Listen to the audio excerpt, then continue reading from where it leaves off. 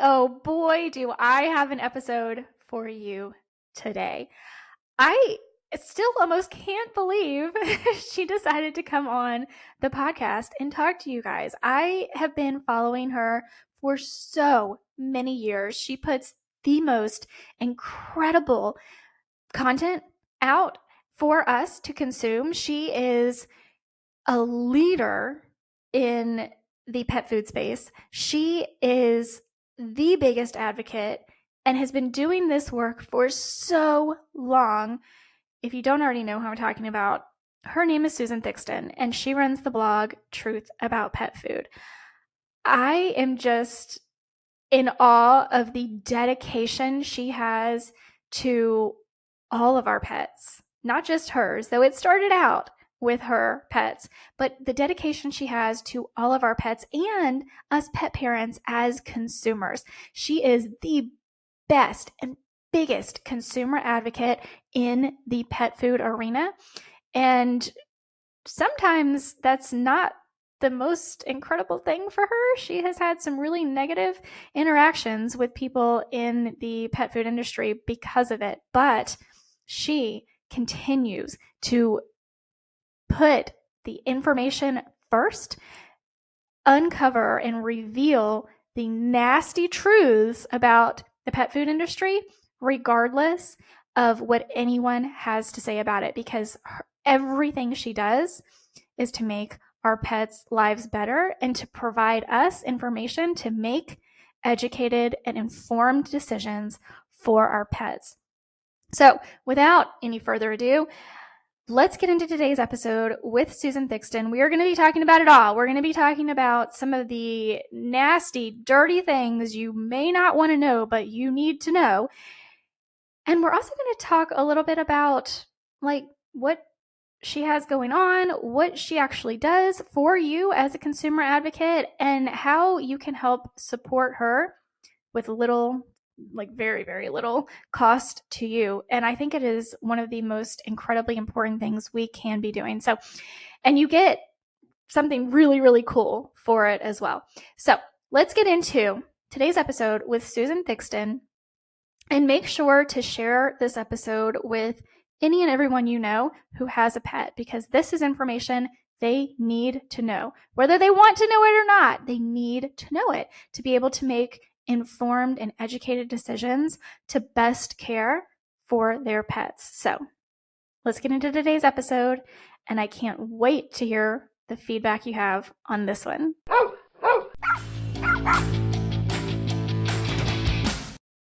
Have you tried training methods that just didn't work? Do you feel that your pet is not getting his or her nutritional needs met? Are illnesses and bad behavior your daily norm? You're going to want to join me on the Pet Parenting Reset, where you'll hear interesting and informative interviews and get solutions to all your pet problems. I'm your host, Jessica L. Fisher.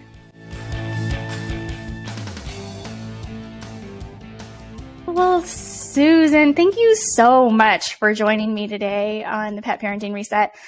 I have been wanting to have you on for so very long because I feel like you were we know you are an incredible advocate for pet parents in the United States in regards to pet food.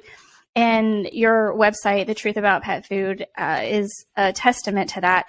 But I feel like you are just such an authority because of all of the research and knowledge you have on the topic of pet food. And this is the most fundamental thing we can be doing. We can be improving in our pets' lives. So first of all, I want to say thank you for everything that you're doing and for being an advocate for pet parents and pets all across the country.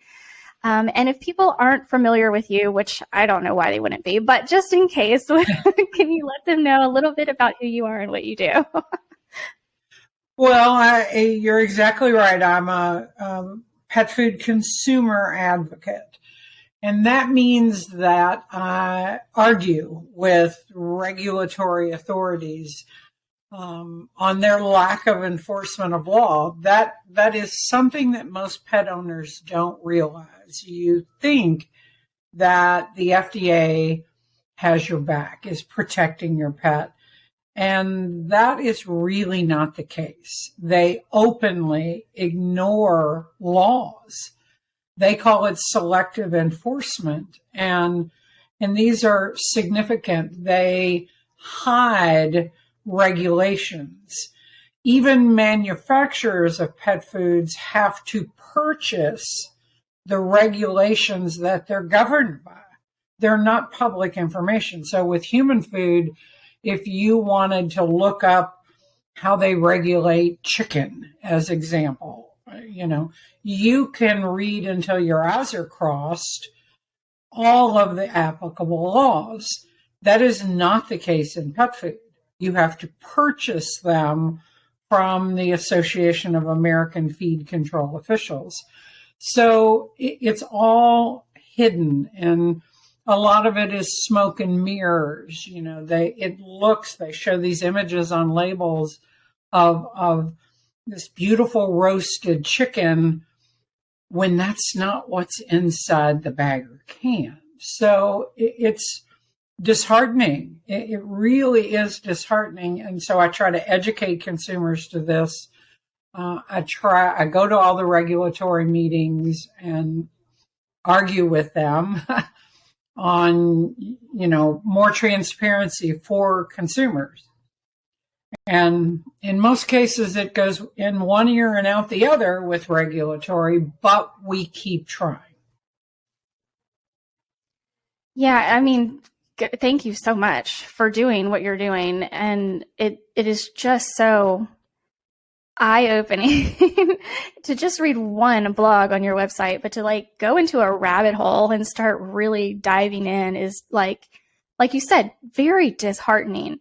And just for everybody listening, I want you to know later on in the episode, we're going to talk a little bit about the list that Susan puts out. You're going to want to know about this. But before we talk about that, I have a couple of questions that are very much to kind of help people, the average pet parent in the U.S., kind of wrap their head around and understand a little bit better. First and foremost, why do you do this? There's always something that happened, right? What happened to you that set you down this rabbit hole? This was many years ago, 30 years ago plus. My own pet died from a pet food. And my vet back then knew more about pet food then, 30 plus years ago, than most veterinarians do today. I take her in. She, overnight, had a growth on her pelvic bone. It came from nowhere. And I take her in, and he said, it's bone cancer. You have about 2 weeks to tell her goodbye.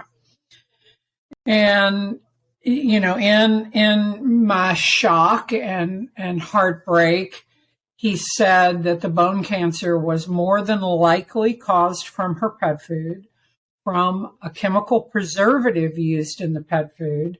That chemical preservative was ethoxyquin, which is still commonly used today.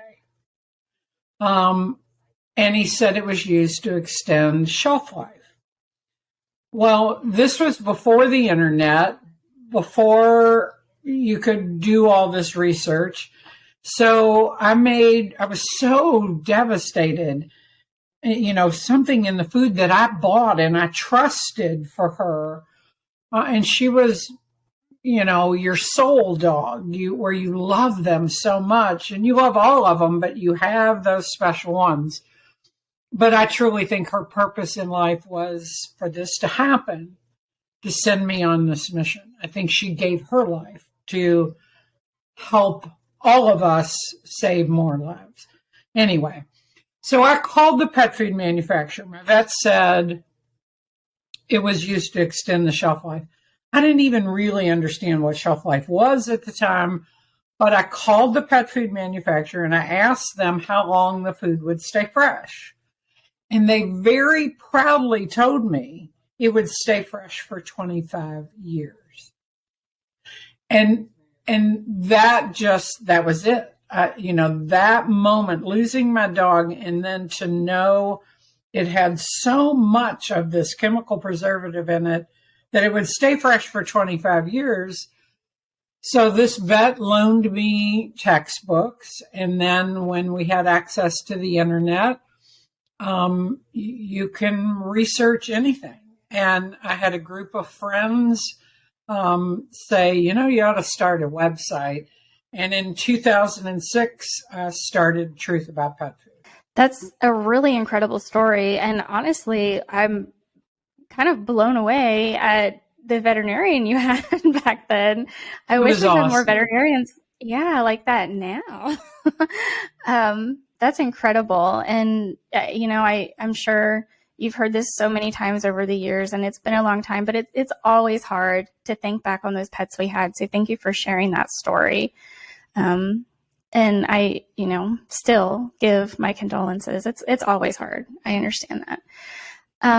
So you mentioned AFCO, which you didn't say AFCO because people don't know what that is, but it's the American Association of American Feed Control Feed, and that's important. Feed control officials.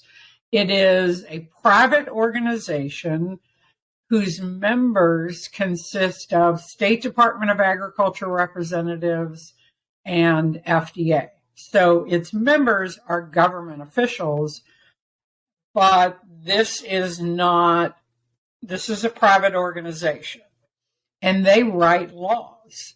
So that's a little mind-boggling right there, that a private organization writes laws. Their laws are then adopted into state laws, and they're adopted by reference. So AFCO publishes, I'm going to show you the book. This is an older book. AFCO publishes, this is all the rules. You can see how thick that book is. And its legal definitions of ingredients and so forth. And they sell this book. This book is not, unlike any other food, any other regulated product, all the laws are public information. With pet food, it's not. You have to buy this book. It's published annually, and it's $120, $125. That's an obstacle for veterinarians, to understand the industry, because they would have to buy the book. Plus, that's a very thick book, and it's very detailed.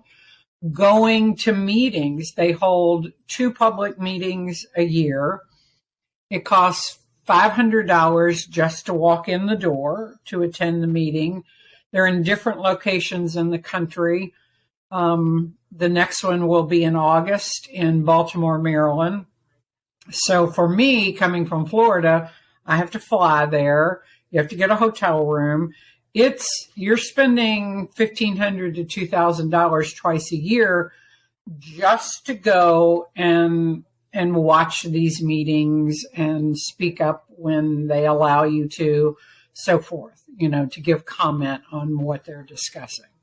But they try very hard to block us out. They will not allow me to participate. They have working groups that industry is allowed to participate on, but they will not allow me to participate on representing consumers. They tried one year to not let us attend at all, and we did get that turned around. But it is a struggle for consumers to have a voice in this process. But we keep knocking on the door, whether they like it or not. We keep knocking on the door. And so it's something that you are continually fighting for consumers to have a voice in the process, as you just said. And I have a decent understanding of why. But I think the average pet parent really has no idea. Like, they, first of all, don't know that they don't have a voice. And then they don't know why it's so important that they need to have a voice in this process. And I think because you've had a front row seat to this for so long, you are, exceptionally qualified to talk about why it is so important consumers have a voice in the regulatory process of pet feed, which we'll talk about in just a few minutes as well. So what are some of the things you've seen over the years that just, like, they're just not changed? I mean, with the regulatory, I mean, you've already mentioned that, like, they've tried very hard to not let consumers have a voice. Why do you think that is? Like, what are they just want to do things the way they want to do things, right? Yeah, absolutely. And it's simpler for them. They also have industry. So if you, the regulators, okay, they have industry pressuring them. We want you to do it our way. And then they have consumer advocates pressuring, and they bend to industry. They bend a lot to industry. They do not bend for consumers. They absolutely do not. And on your question of why it's so important. So the feed and food thing. Pet food is called dog food, cat food. Okay, it says food right there on the label. They show images of food on the label. But 99%, 98 maybe, percent of all products are not food at all. They're feed, like cattle feed and chicken feed. They contain the same ingredients as cattle feed and chicken feed. They're regulated exactly the same as cattle feed and chicken feed, but they're called food. We have a pending request when you ask the FDA to change the way they do things. It's a formal request called a citizen petition. And I've had this citizen petition in for at least a year, if not longer, and they still haven't given me a response. But I made a formal request that products that are not food do not abide by food laws. And there are some pet foods that do. They're made in human food plants, contain human food ingredients.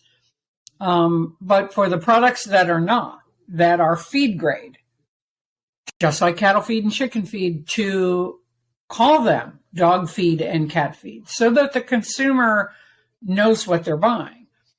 Feed grade, the FDA directly allows pet food manufacturers to source, and I'm quoting here, diseased animals and animals that have died other than by slaughter in pet food, with no disclosure to the consumer whatsoever. So an animal that has died other than by slaughter, you can imagine these big farms, factory farms, and a lot of animals do perish just in the day-to-day operations. Those animals are not just buried or cremated. Their carcasses are hauled into a truck. They might sit out in the sun for a few days. They're decomposing.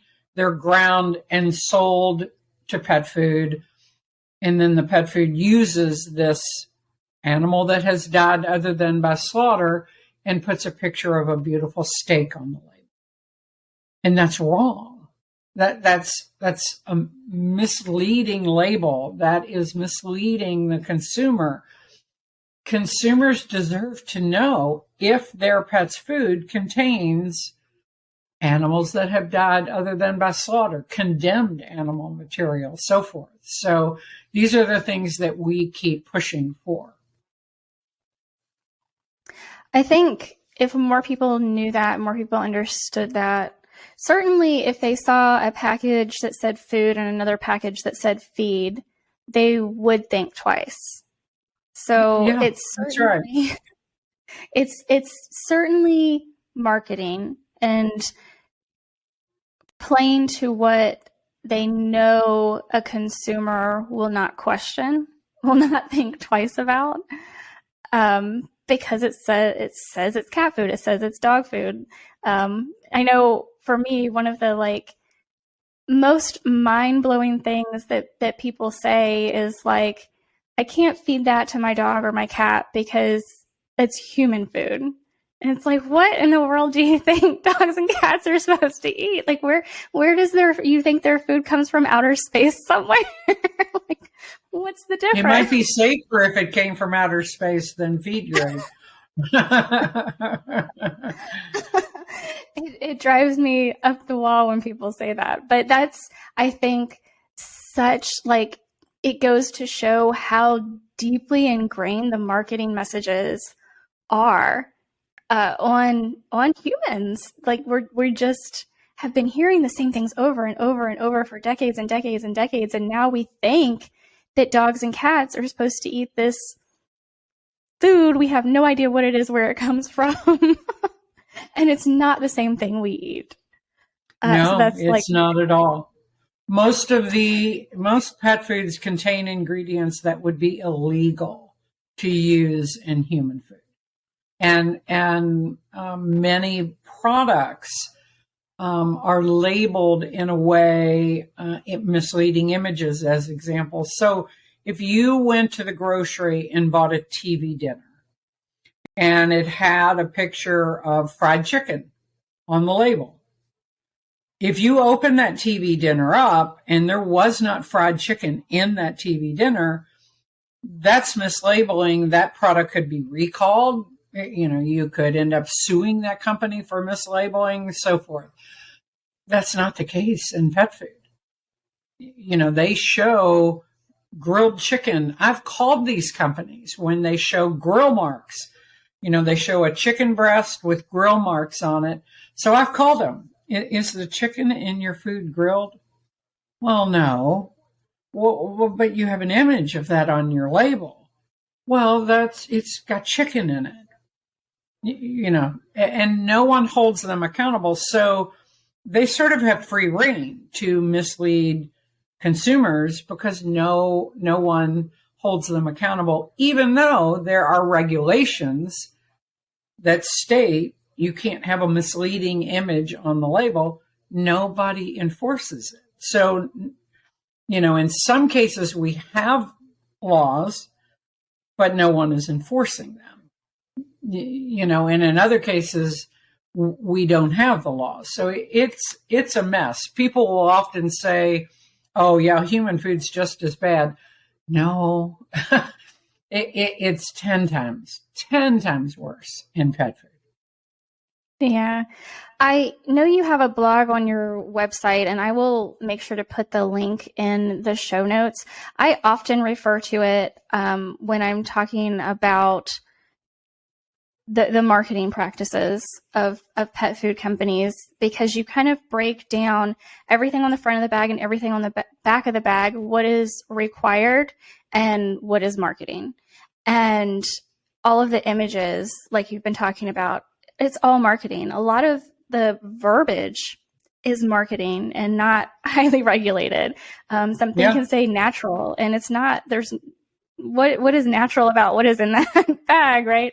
So there's a lot of marketing on the labels, and you have, I know one blog in particular that I'm always referencing that I think does an incredible job of breaking down what is on that pet food bag or can that is actually regulated. And it is very minuscule compared to what is on that bag of food. So I will make sure to put that in the show notes so everybody can go back and check that out, because it's very, very little that's actually regulated. I know I looked at a bag of food the other day, and it had all this beautiful chicken, and it was white meat and dark meat chicken. You could, discern, and spinach. And I was like, okay, that looks great, right? And I looked at the ingredient label, and spinach was not only below salt, but like way below salt,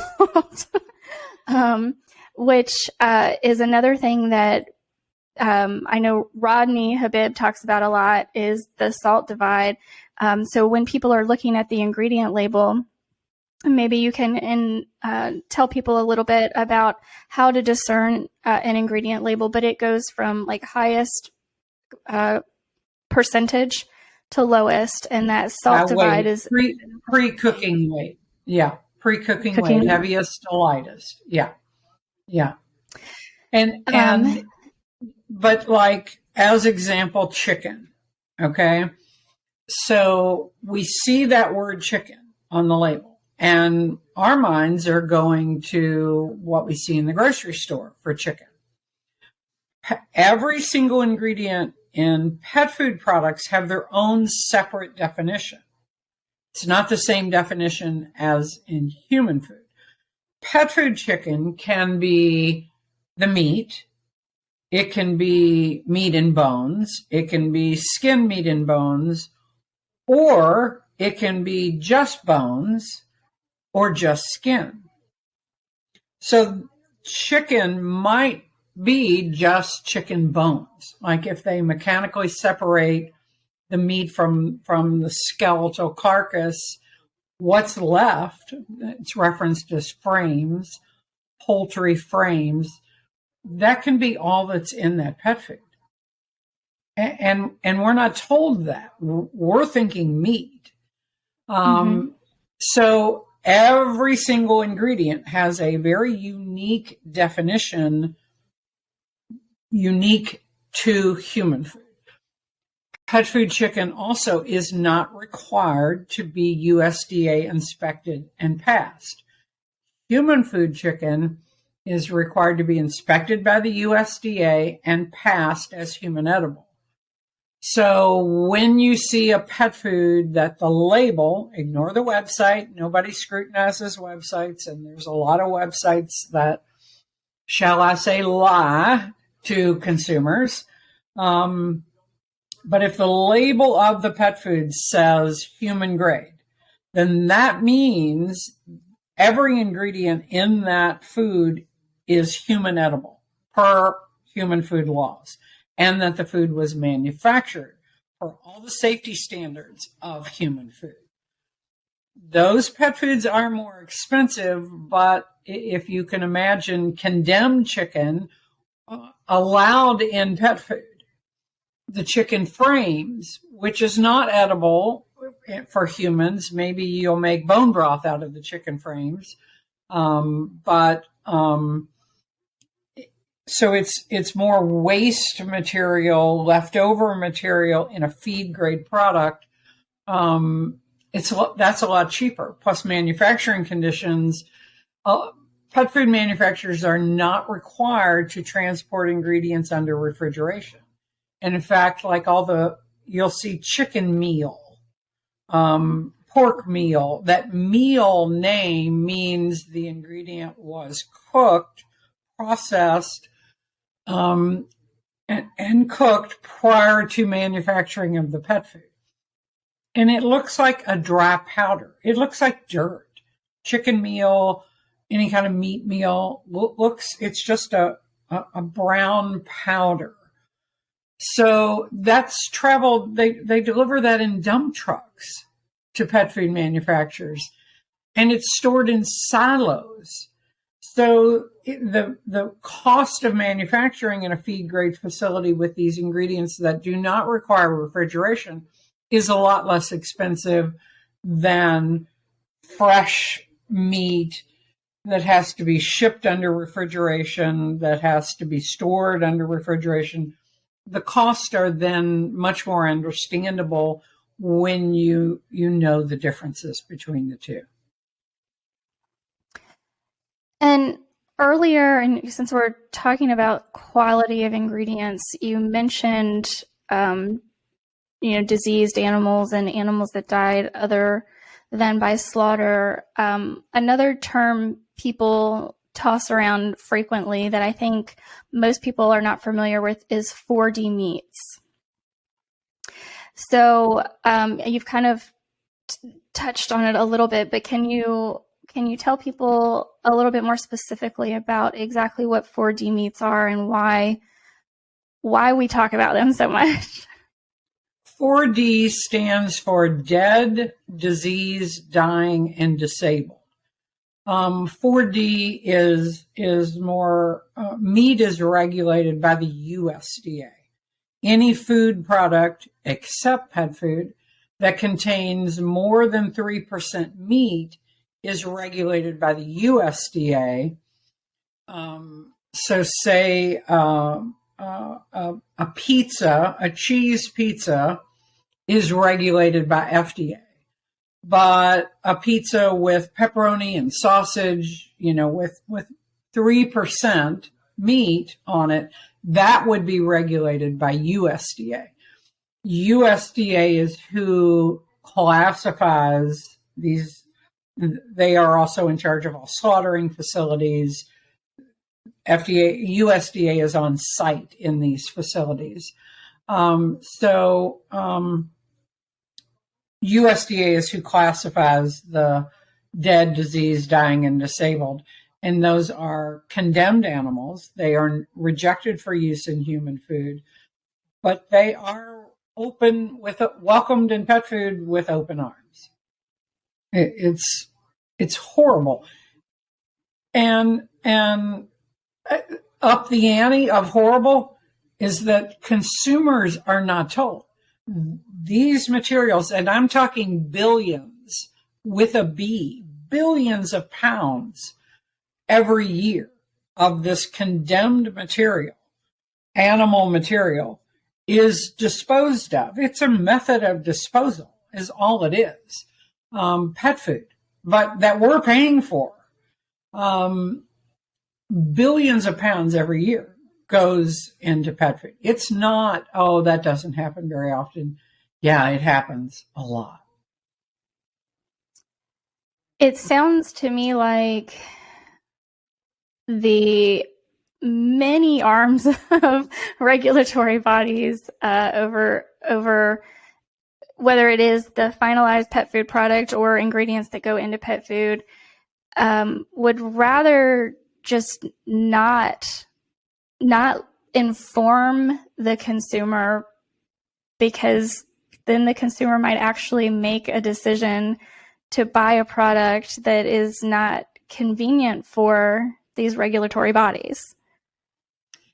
And so if it's billions of pounds, if you look at it from a waste disposal aspect, looking at it from their perspective, this material, especially if it's diseased animals, this material cannot be landfilled, because then it could pollute and contaminate waterways. It could pollute the soil.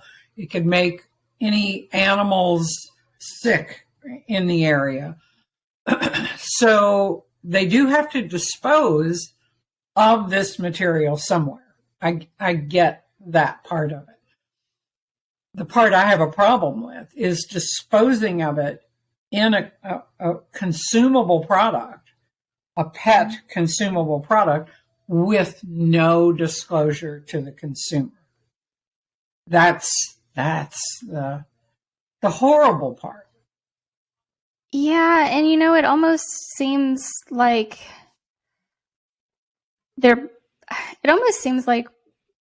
kind of pushing off their own responsibility, because in my mind, number one, we should be doing better with raising these animals in the first place. Like, I'm not a fan of factory farming, right? Like, that's me. But also, when we think about, okay, if we can't put these diseased animals in the ground, if we can't dispose of them in that way in a landfill, but then we put them in a consumable product, as you were just saying, to where our dogs and our cats are eating them, well, what's happening to our dogs and our cats when they pass away? I mean, ultimately, they're, for the most part, winding up right back in the ground, right? So that's still winding up back in the ground somehow. Maybe not in a concentrated form in a landfill, but if that's what they're eating and that is ultimately potentially making our pets very, very sick as well, it's still going back into the ground.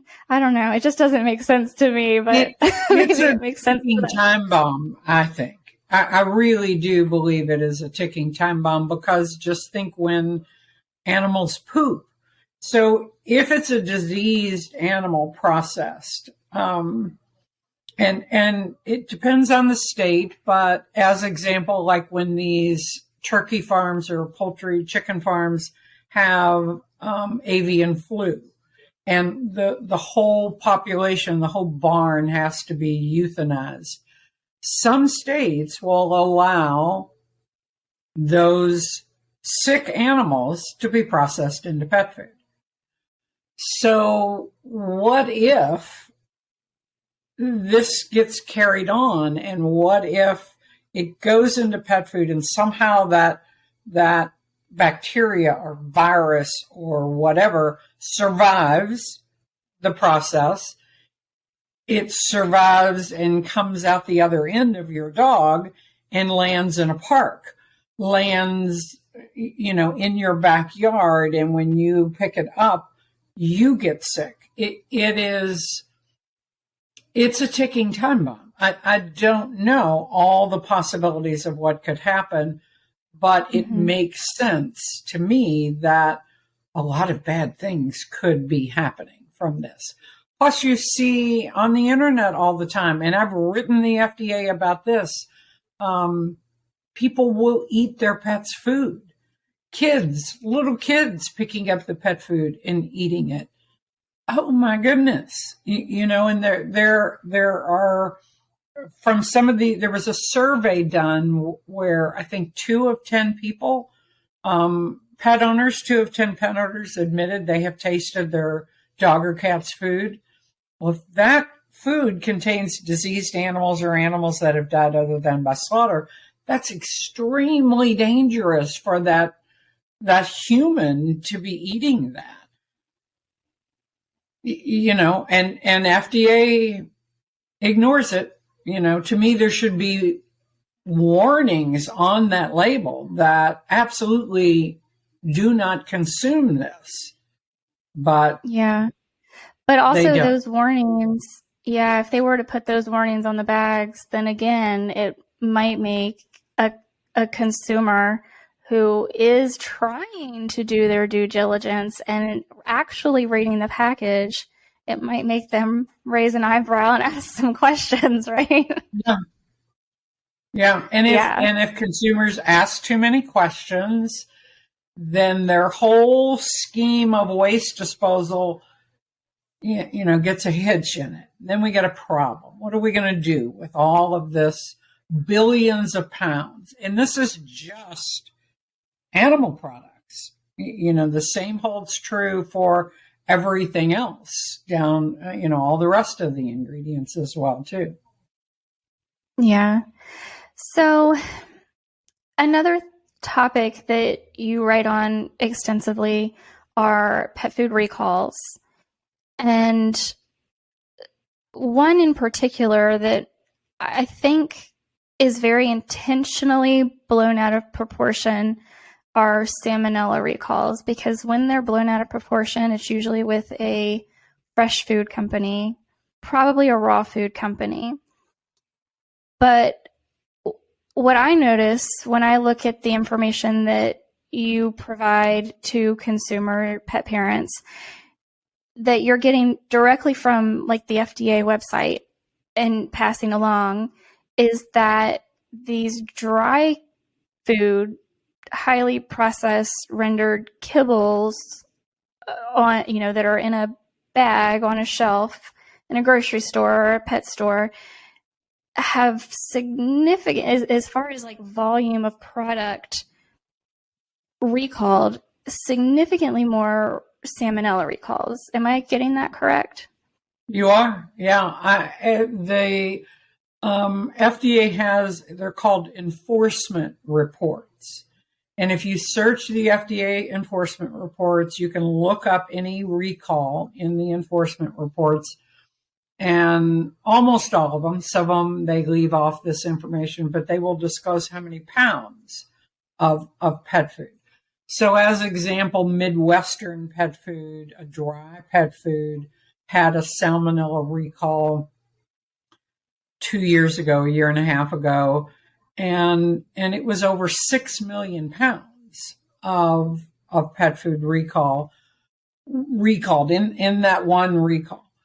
As compared to a raw pet food, which are smaller manufacturers, they might have 20,000 pounds, 50,000 pounds, and that's a lot.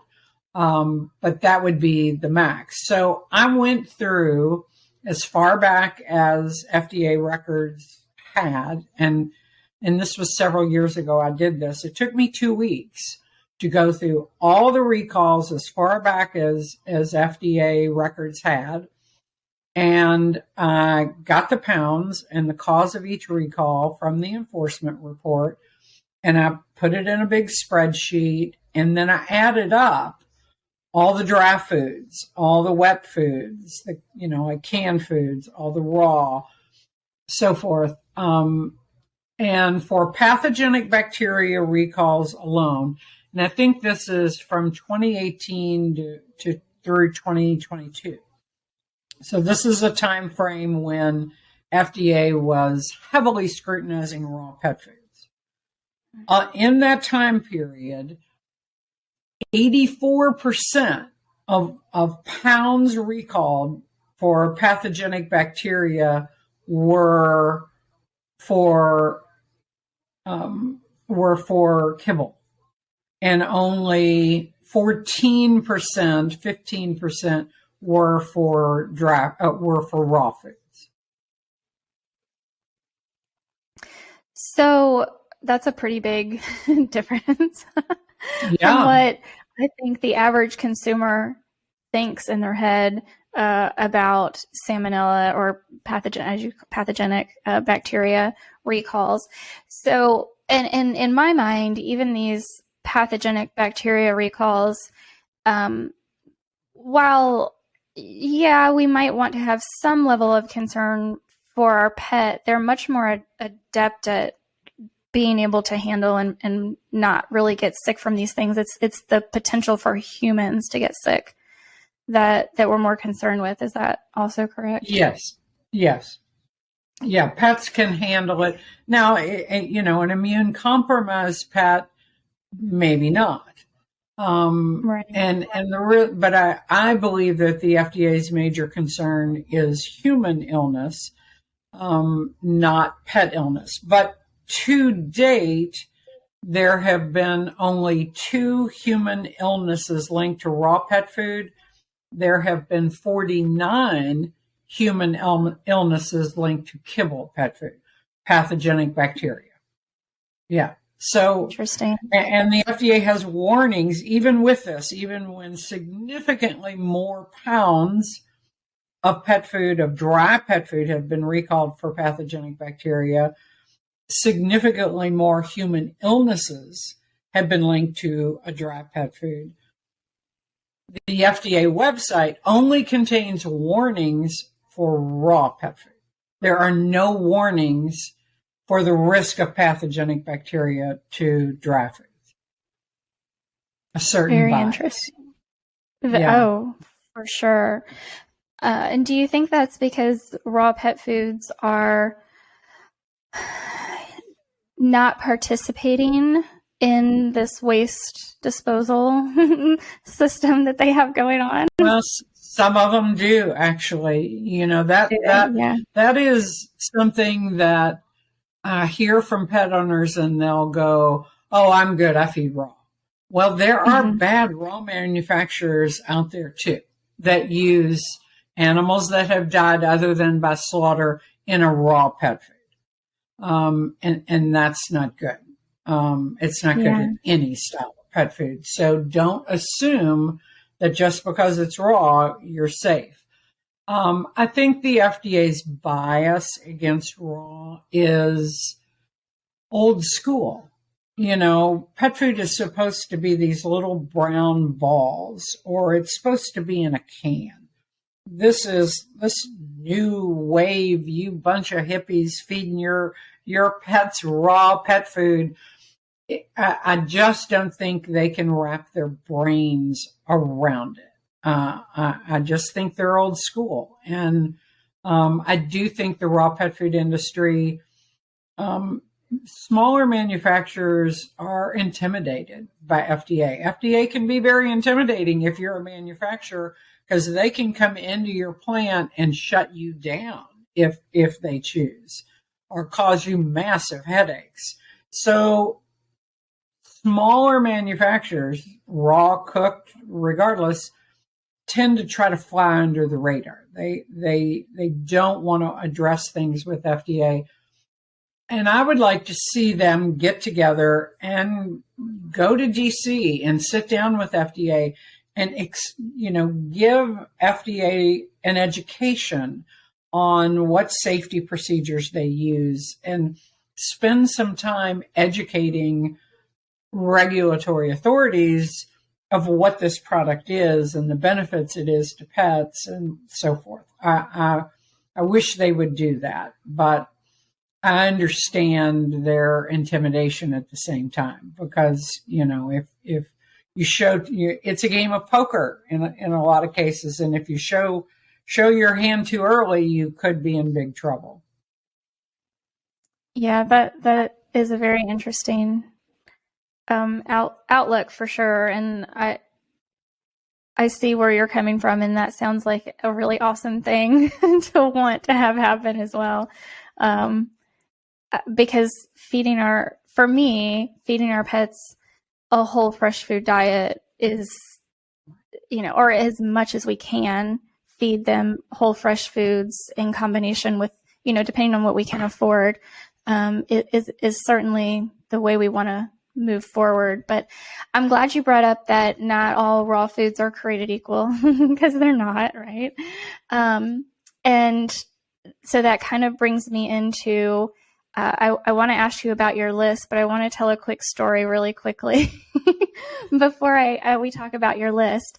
I put up a TikTok a few months back, and I didn't think much of it. I walked into a Target, and I hadn't been in a Target in years. I don't tend to shop at those big box stores like that.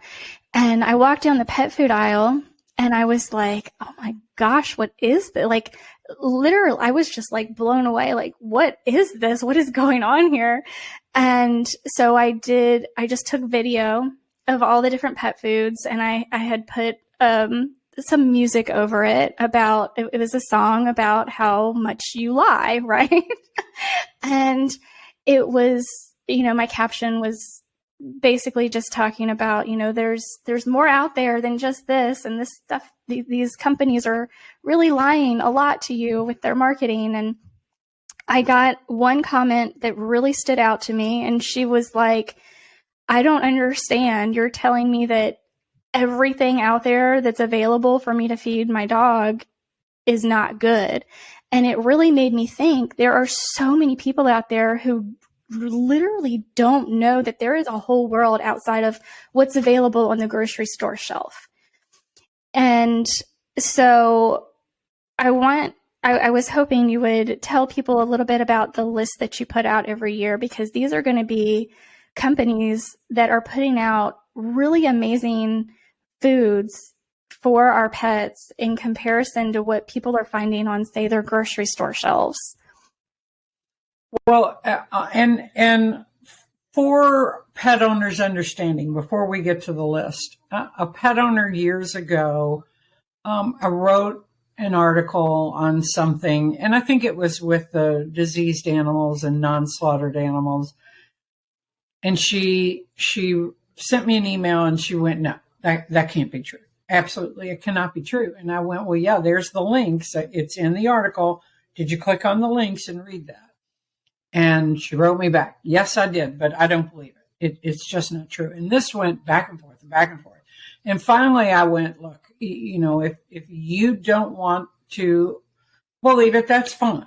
The best I can tell you is that, yes, this is accurate. This is truthful. And about a month or two later, she sends me an email and she said, Susan, you were wanting me, it's like an onion, and you were wanting me to get to the very middle of the onion when all I could do is take off one layer and then sit and absorb that and accept that much. And then I could take off another layer and another layer. So when we're talking to other pet owners and we see them buy some feed grade, horrible product, and we might go up to them and say, do you know that's bad?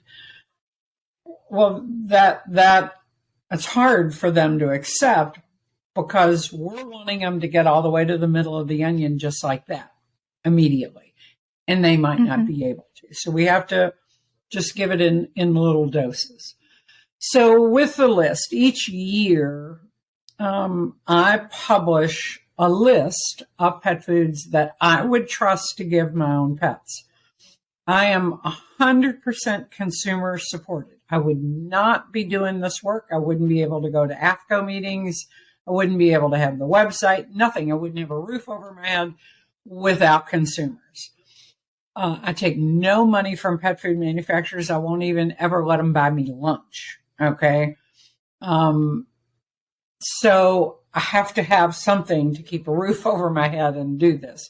And the number one question everybody asks me, just tell me what to feed. Just tell me. I can't do all this research and it's mind boggling. So just tell me. Or they'd ask me what I feed my own pets. And I cannot make brand recommendations. I can't endorse or condemn any brand. So I came up with a list, and this is a list of foods that I would trust to feed my own pets. It's not a recommendation. It's just foods that I have thoroughly scrutinized. We start off with a long list of questions, and with their answers, like if they say one of the questions is, are ingredients human grade, human edible? And if they say yes, then I go, okay, prove it. Send me verification documents. For every human grade ingredient, send me verification documents. And they have to verify every claim.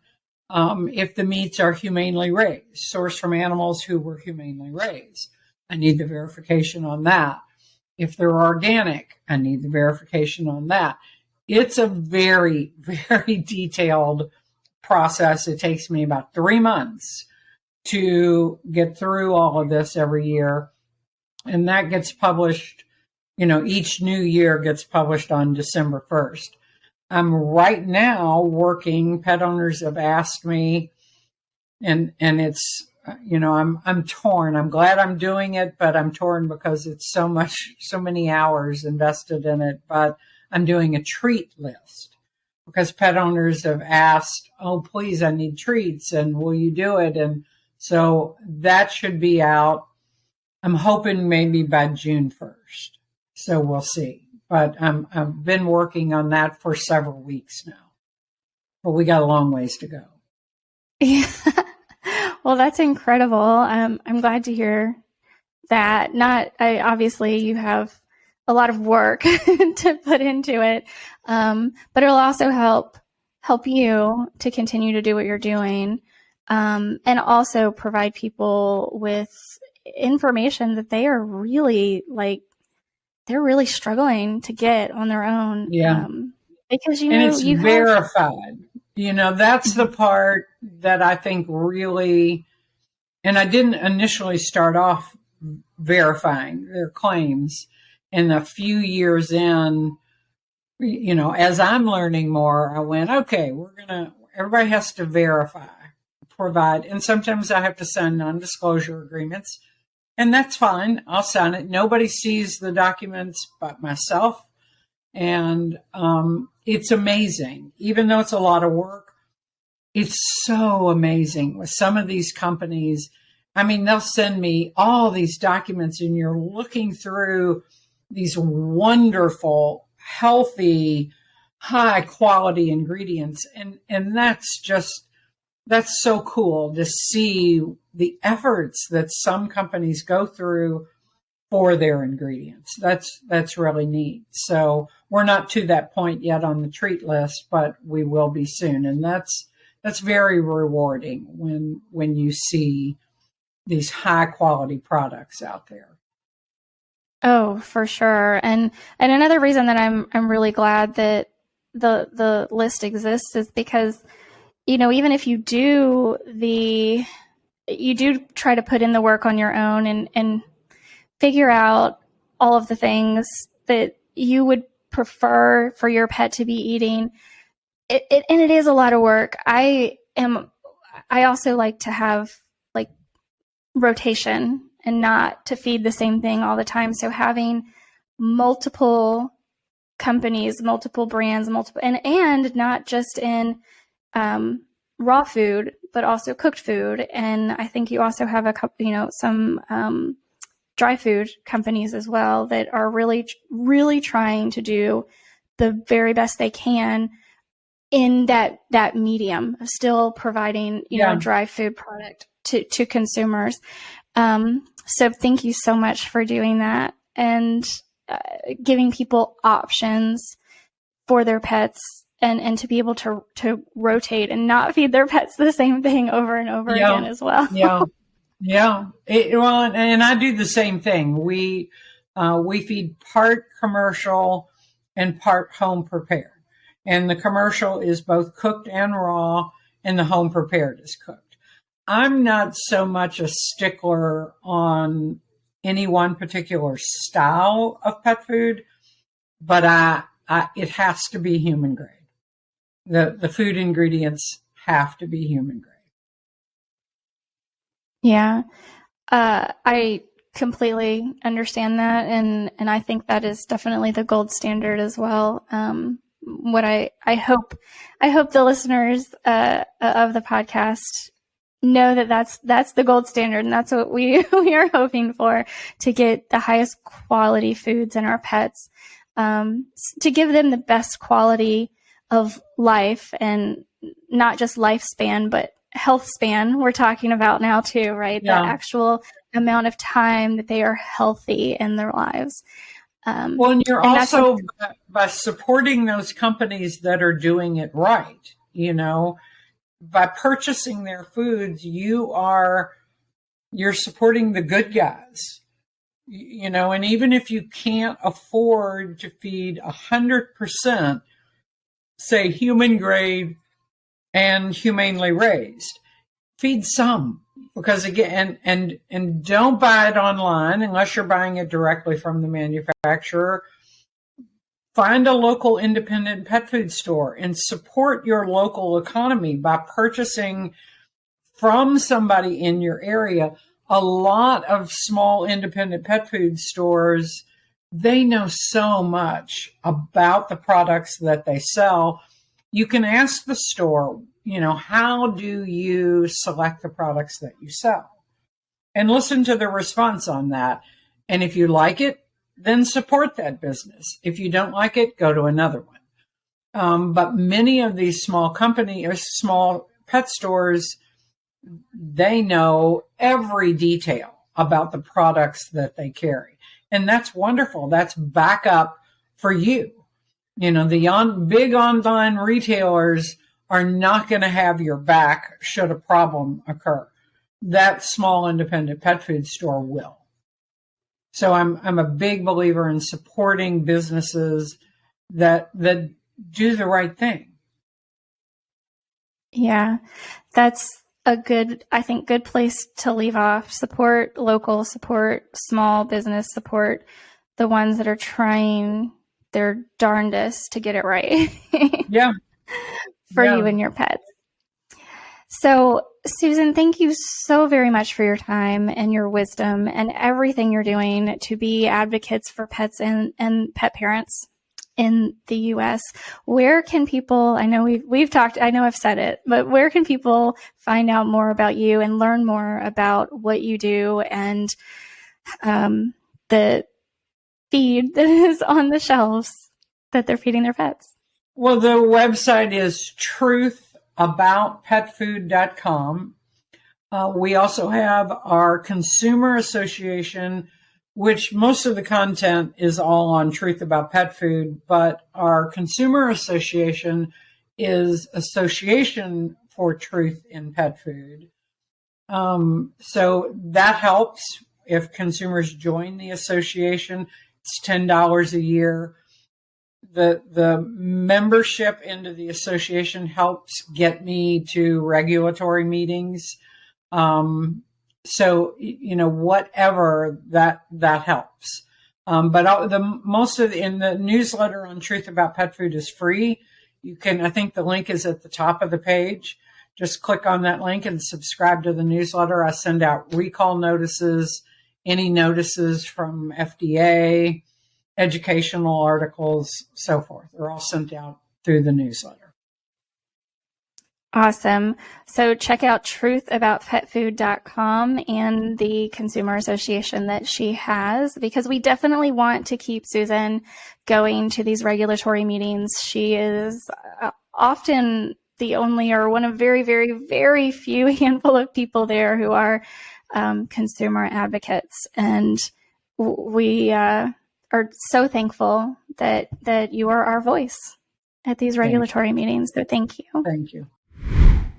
Thank you so much for listening to today's episode. Make sure that you're following the show so you never miss an episode. And please take a moment to rate the show on your podcast app.